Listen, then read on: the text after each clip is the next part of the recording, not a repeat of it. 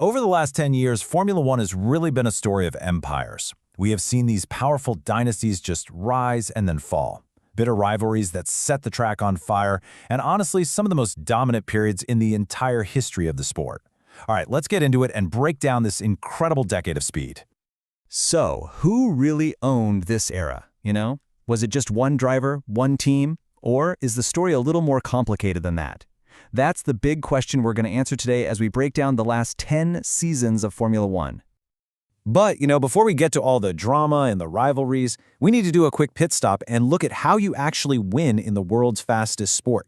It really all boils down to two huge prizes.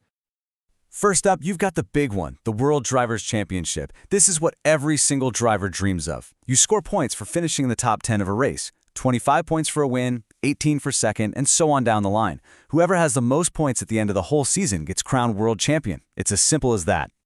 And then there's the Constructors' Championship. This is the ultimate team prize. See, each team has two drivers, and all their points get added together. Winning this proves you built the fastest, most reliable car on the entire grid. And for the teams and their sponsors, it is a massive, massive deal. Okay, so we've got the rules down. Let's wind the clock back to 2015. Back then, the sport was in the iron grip of one team that just absolutely defined the first half of this decade, Mercedes.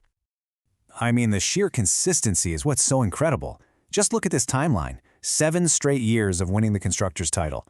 From 2015 all the way to 2021, Mercedes was, they were simply untouchable, mostly thanks to their complete mastery of the new hybrid engines. And of course, that team dominance translated directly into individual glory.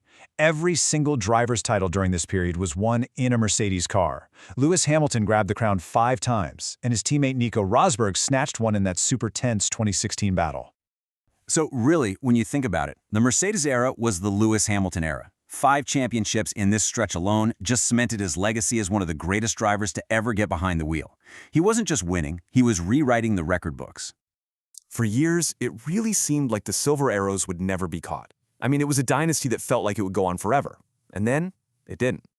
Because right as that dynasty was winding down, a new force was rising. A massive overhaul of the rules for the 2022 season completely blew the field wide open. And Red Bull Racing, led by this fiercely talented young driver named Max Verstappen, they were ready to just completely rewrite the F1 script.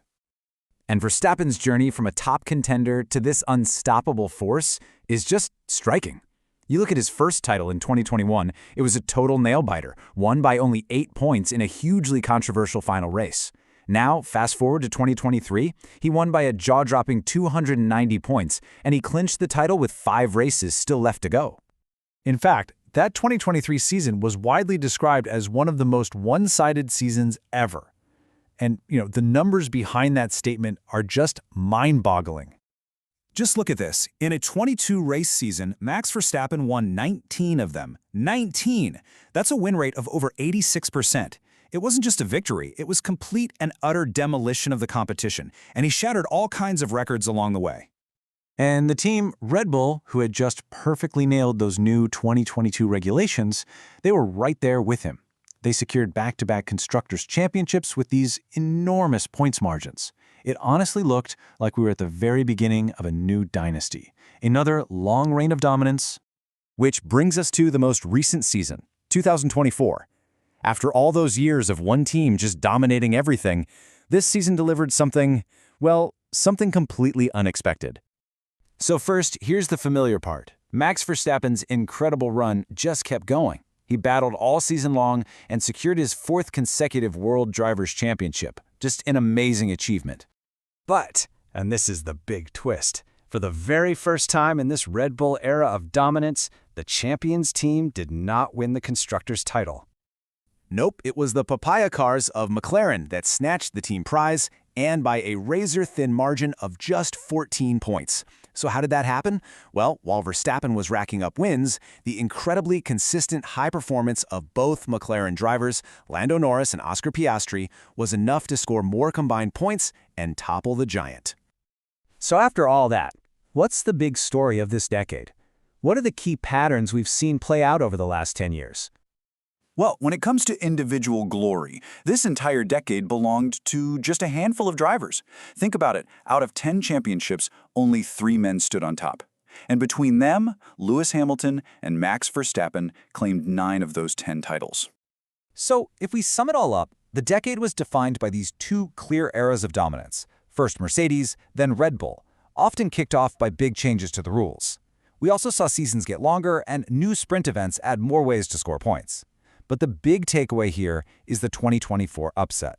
That split championship has cracked the door wide open, and it suggests that the era of a single team dominating everything might be coming to an end. Which, leaves us with a fascinating question for the future.